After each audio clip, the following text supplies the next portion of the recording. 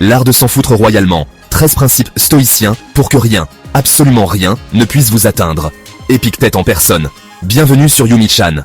Préparez-vous à une bonne dose de sagesse antique, remixée et boostée pour le monde moderne, celui de Paris, et d'ailleurs. On va parler stoïcisme, les amis. On va décortiquer 13 principes qui vous rendront inébranlables, comme un roc face à la tempête, comme la tour Eiffel face au vent. Alors, attachez vos ceintures, montez le son, et préparez-vous à devenir la version la plus badass et sereine de vous-même. N'oubliez pas le petit pouce bleu et l'abonnement pour plus de contenu captivant. Acceptez l'incontrôlable, votre nouveau super pouvoir. Imaginez un monde où vous avez la capacité de rester calme et serein, peu importe les circonstances. C'est un pouvoir que les anciens philosophes connaissaient bien. Premier round dans l'arène de la vie, et on commence fort. La vie est une série de défis, comme un combat de gladiateurs. Mais au lieu de combattre, nous apprenons à accepter. Accepter ce qu'on ne peut pas contrôler. Les anciens Grecs l'ont compris, et leurs enseignements résonnent encore aujourd'hui. Ils savaient que la paix intérieure vient de l'acceptation. Le trafic infernal du périph'? Imaginez les embouteillages dans une ville romaine antique, les chariots bloqués, les gens impatients, rien n'a vraiment changé. Le dernier tweet rageux de votre ex? La météo capricieuse parisienne? Oubliez tout ça. Les anciens avaient aussi leurs propres distractions et frustrations. Concentrez votre énergie là où ça compte vraiment. Vos réactions, vos choix, vos actions. C'est là que réside votre véritable pouvoir. Les anciens artisans et philosophes le savaient bien. Vous pouvez choisir de laisser le monde extérieur vous dicter vos émotions, ou vous pouvez choisir de rester zen, comme un maître Jedi face à Dark Vador. Imaginez la force intérieure nécessaire pour rester calme dans les moments de tension. Imaginez, un bus de la RATP arrive en retard. Classique. Mais ce n'est pas différent des retards des chariots dans les rues pavées d'autrefois. Vous avez deux options, s'énerver, râler, maudire la terre entière, ou vous pouvez choisir de réagir différemment. Respirez profondément et acceptez que, le bus est en retard. C'est une opportunité de pratiquer la patience et la sérénité. Lequel de ces scénarios vous semble le plus cool, le plus vous? Celui où vous perdez votre calme, ou celui où vous restez maître de vos émotions? Accepter l'incontrôlable, ce n'est pas être passif, c'est choisir où vous investissez votre précieuse énergie. C'est un acte de sagesse et de force intérieure. En fin de compte, c'est ce qui vous rend véritablement puissant. Vos actions, votre chef-d'œuvre. Chaque geste, chaque décision que vous prenez façonne votre vie comme un artiste sculpte son œuvre. Oubliez le loto, l'euro-million, le destin. Ces jeux de hasard ne définissent pas votre avenir. La seule chose que vous contrôlez vraiment dans cet univers parfois chaotique, ce sont vos actions. Vos pensées, vos choix, vos efforts. Pas les résultats, pas les conséquences, mais les actions elles-mêmes. C'est dans ces moments que vous trouvez votre véritable pouvoir. C'est là que réside votre pouvoir, votre liberté. La liberté de choisir, d'agir, de créer. Imaginez un archer qui vise le centre de la cible. Il se concentre, il ajuste son tir. Il peut contrôler la tension de son arc, la direction de sa flèche, mais il ne peut pas garantir qu'elle atteindra à chaque fois le 1000. La vie, c'est pareil. Vous pouvez tout préparer, tout anticiper, mais le résultat final n'est jamais certain. Vous pouvez vous donner à fond, faire de votre mieux, mais parfois, les choses ne se passent pas comme prévu. Les tempêtes peuvent surgir, les obstacles peuvent apparaître. L'important, c'est d'avoir la satisfaction d'avoir tout donné, d'avoir agi avec intégrité et courage. C'est cette intégrité qui forge votre caractère. Ne laissez pas les caprices du destin vous dicter votre valeur. Votre valeur réside dans vos actions, dans votre persévérance, et dans votre capacité à rester fidèle à vous-même malgré les défis. La vertu, votre armure impénétrable. On parle de vertu les amis, mais pas la version vieille France et poussiéreuse. La sagesse, la justice, le courage, la tempérance, voilà votre arsenal contre les coups durs, votre bouclier contre les critiques, votre épée contre l'adversité. Ce sont les valeurs qui vous définissent, qui vous guident, qui vous rendent inébranlables. Cultivez-les comme un jardin secret, nourrissez-les de vos actions et de vos pensées. Plus vous les pratiquez, plus elles s'enracinent en vous, devenant une seconde nature. La vertu, c'est votre super pouvoir secret, votre atout maître dans le jeu de la vie. Démasquez les juges intérieurs, un jeu dangereux. Un jeu où les règles sont souvent floues et les enjeux élevés. Accrochez-vous, on plonge dans les méandres de votre esprit. un labyrinthe complexe où chaque tournant peut révéler une nouvelle facette de vous-même. Vos jugements, ces petites voix intérieures qui commandent sans cesse, sont souvent vos ennemis les plus redoutables. Elles se cachent dans les recoins les plus sombres de votre esprit. Ils déforment la réalité, amplifient les problèmes et vous font douter de vous. Comme un miroir brisé, ils vous renvoient une image déformée de vous-même. « Je ne suis pas assez bien », vous murmure-t-il, semant le doute et l'insécurité. « Je n'y arriverai jamais », continue-t-il, vous paralysant avec la peur de l'échec. « Les autres sont mieux que moi. » Une comparaison injuste qui vous fait sentir inférieur.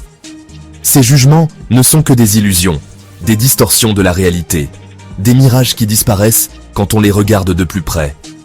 Apprenez à les observer avec détachement, comme un scientifique étudiant une espèce inconnue. Analysez-les sans émotion, avec curiosité et objectivité. Ne les croyez pas sur parole, questionnez-les, défiez-les, remettez en question leur validité et leur origine. Reprenez le contrôle de votre esprit et vous reprendrez le contrôle de votre vie. Devenez le héros de votre propre histoire, en surmontant ces jugements intérieurs.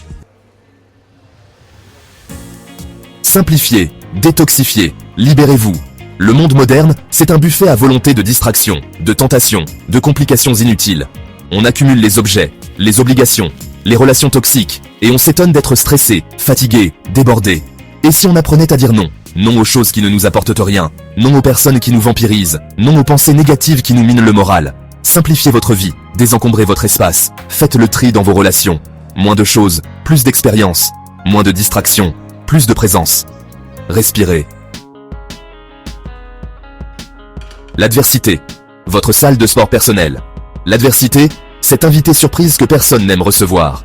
Et pourtant, c'est notre meilleur professeur, notre coach sportif personnel pour l'âme. Oui, les épreuves font mal. Elles nous mettent à l'épreuve, nous font douter de nous-mêmes. Mais c'est dans la résistance, dans l'effort, que l'on se renforce. Imaginez un forgeron qui martèle le métal brûlant. C'est grâce à ces coups répétés, à cette chaleur intense, que le métal se transforme en une lame solide et tranchante.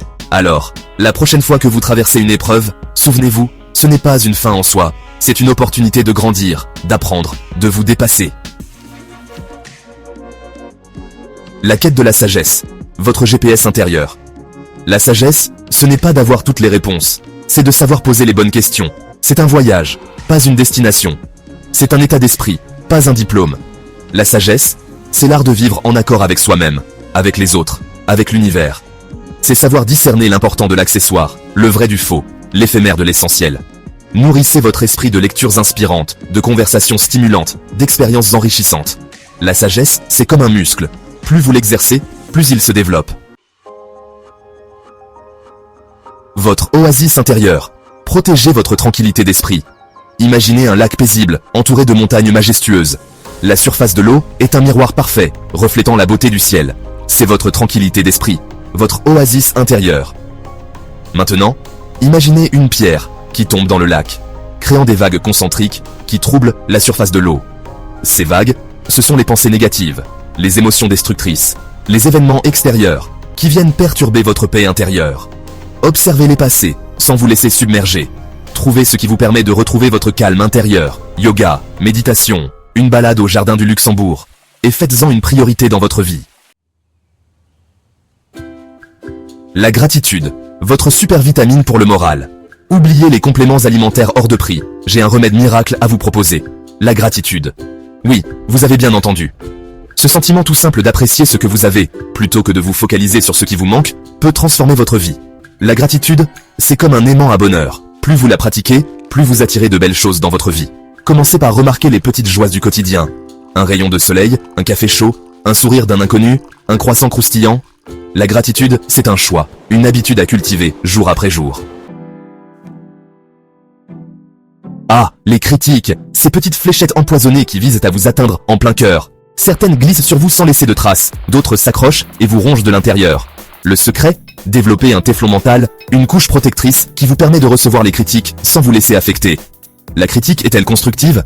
Si oui, voyez-la comme une opportunité d'apprendre et de grandir. Est-elle gratuite et malveillante? Ignorez-la, elle en dit plus sur la personne qui la formule que sur vous. Souvenez-vous, vous n'avez pas besoin de l'approbation de tout le monde. Déconnectez-vous du monde virtuel, éteignez vos écrans, et plongez dans la réalité vibratoire de la nature. Laissez vos pieds fouler la terre ferme, vos poumons s'emplir d'air frais, vos yeux se perdre dans l'immensité du ciel. La nature est notre meilleure thérapeute. Elle nous apaise, nous ressource, nous reconnecte à l'essentiel. Que ce soit au bois de Boulogne ou au parc des Buttes-Chaumont, observez le cycle des saisons, la patience des arbres, la force des montagnes. Si vous en trouvez à Paris, acceptez le changement comme une constante, l'impermanence comme une loi fondamentale. La nature nous rappelle notre place dans l'univers, nous ne sommes qu'une petite partie d'un tout infiniment plus grand que nous. La mort, un sujet tabou, inconfortable, voire terrifiant pour certains. Et pourtant, c'est la seule certitude que nous ayons dans cette vie. Alors, pourquoi ne pas l'apprivoiser, l'intégrer à notre vision du monde, et en faire une source de motivation plutôt qu'une source de peur? La mort nous rappelle la préciosité de chaque instant. Elle nous invite à vivre pleinement, à suivre nos aspirations, à ne pas remettre à demain ce qui peut être vécu aujourd'hui. Carpe diem, comme disaient les Romains. La mort n'est pas la fin, c'est une transition, un passage vers l'inconnu. Voilà, vous avez maintenant entre vos mains les 13 clés pour devenir un véritable stoïcien des temps modernes, un stoïcien parisien. N'oubliez pas que le stoïcisme, ce n'est pas une philosophie poussiéreuse, c'est un mode de vie, un entraînement quotidien. Alors, appliquez ces principes dans votre vie, testez-les, adaptez-les à votre propre réalité. Merci d'avoir regardé. Si vous avez aimé cette vidéo, n'oubliez pas le petit pouce bleu et de vous abonner à la chaîne Yumi Chan pour plus de contenu inspirant. À la prochaine.